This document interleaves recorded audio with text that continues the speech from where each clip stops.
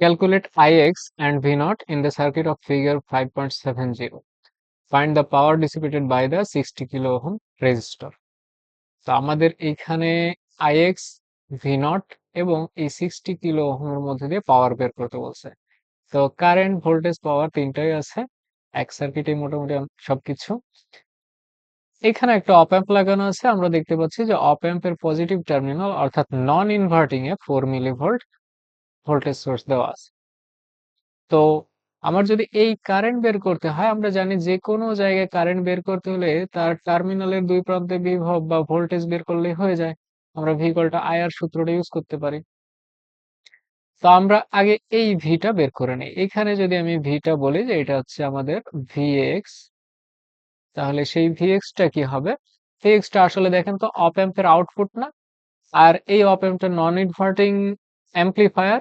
So আমরা জানি যে নন ইনভার্টিং অ্যাম্পলিফায়ারের ক্ষেত্রে সূত্র হচ্ছে 1 প্লাস আর এফ ভাগ আর আই ইন্টু ভি ইনপুট। তো আর এফ কোনটা? এই যে এইটা হচ্ছে আর এফ, আর এই যে এইটা হচ্ছে আর আই।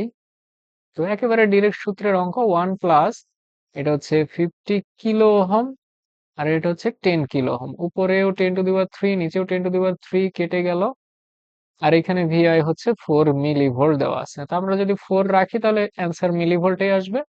তাহলে আমরা দেখতে পাচ্ছি 5 হয়ে যাচ্ছে, এটা 6 4 6 24 মিলি ভোল্ট।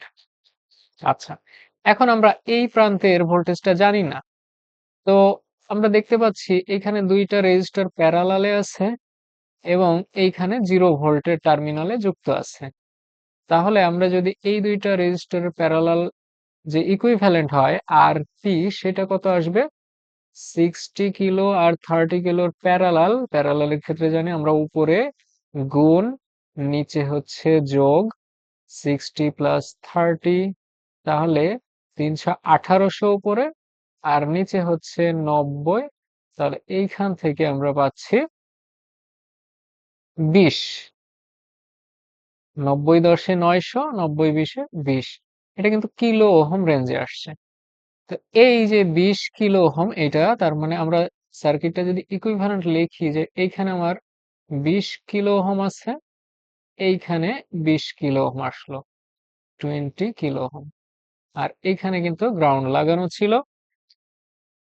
আর এই যে এই জায়গাটাতে আমাদের ভোল্টেজ হচ্ছে ভিএক্স ইকুয়াল টু 24 মিলিভোল্ট। তাহলে দেখেন এই ভিএক্সটাই এখানে দুই প্রান্তে ভাগ হয়ে যাচ্ছে না? তাহলে আমরা যদি বলি যে এই 20 কিলো ওহমের এগেনস্টে ভোল্টেজ কত, আর যদি কারেন্ট বের করতে চাই তাহলে আমরা ভোল্টেজ ছাড়াই বের করতে পারতেছি। দেখেন এখানে টোটাল ভোল্টেজ হচ্ছে 24 মিলিভোল্ট আর টোটাল রেজিস্ট্যান্স হচ্ছে এই পাথে 40। তাহলে আইএক্স তো ডিরেক্ট বের হয়ে যাচ্ছে।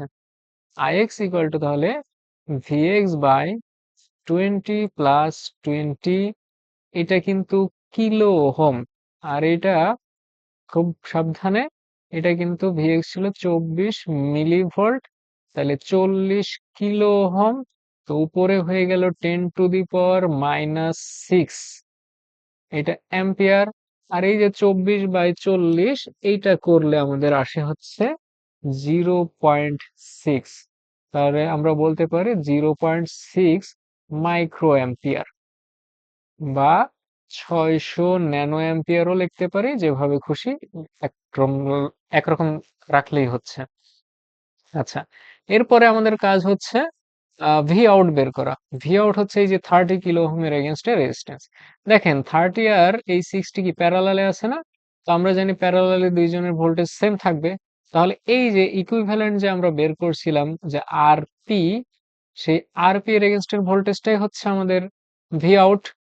তাহলে এই ভি আউট হচ্ছে এই ভিএক্স থেকে এখানে যে ভোল্টেজ ডিভাইডার সেটা। তাহলে ভি আউট ইকুয়াল টু দেখেন 20 ওহম কিলো ওহমের এগেনস্টে রেজিস্ট্যান্স 20 প্লাস 20, আর এখানে হচ্ছে ভিএক্স। তাহলে হাফ অফ 24 মিলি ভোল্ট, তার মানে 12 মিলি ভোল্ট। আমরা এভাবেও করতে পারি যে V out equal to IX into 20 kilo ohm. তো আইএক্স কত? আইএক্স হচ্ছে 0.6 মাইক্রো, তার মানে 0.6 10⁻⁻6 ইন্টু 20 ইন্টু 10 কিউব। তাহলে দেখেন এটাও 12 মিলিভোল্ট আসতেছে। আপনি যেভাবে খুশি সেভাবে করেন। এরপরে বলছে আমার, তো এটা হচ্ছে আমাদের একটা অ্যান্সার, এটা হচ্ছে একটা অ্যান্সার। এরপরে বলছে পি পাওয়ার বের করতে 60 কিলোর এগেনস্টে। তাহলে পি 60 ইকুয়াল টু কি হবে, V square by R. V কত, 60 এগেনস্টে, 30 এগেনস্টেও যা, 60 এগেনস্টেও তাই, এবং সেটা হচ্ছে 12 মিলি। 12 10⁻³ স্কোয়ার, আর আর হচ্ছে 60 10⁻³ তো এটা রেজাল্ট করলে আমাদের আসে 204 204 ন্যানো ওয়াট, মানে 10⁻⁹ ওয়াট। তো এটাকে 204 ন্যানো ওয়াট লেখা যায়। এটা হচ্ছে আমাদের অ্যান্সার।